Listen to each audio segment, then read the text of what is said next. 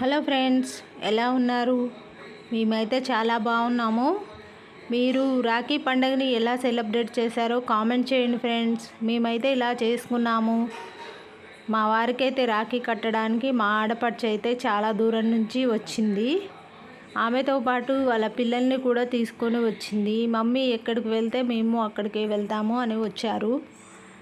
ఇప్పుడైతే రాఖీ కడుతుంది.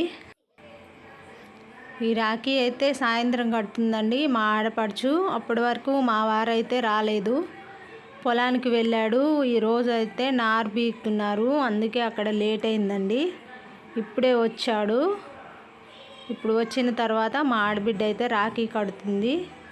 మీరు ఎలా సెలబ్రేట్ చేశారో కామెంట్ చేయండి ఫ్రెండ్స్. లైక్ చేయండి, కామెంట్ చేయండి ఫ్రెండ్స్. ఇప్పుడైతే నేను మార్నింగ్ మా బాబు దగ్గరికి, హాస్టల్లో ఉన్నాడు మా బాబు దగ్గరికి వెళ్ళాను.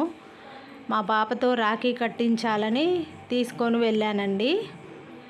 మా పిన్ని కొడుకు అయితే అక్కడికి వచ్చాడు, రమ్మని చెప్పాను. వాడికైతే నేను రాఖీ కట్టాను.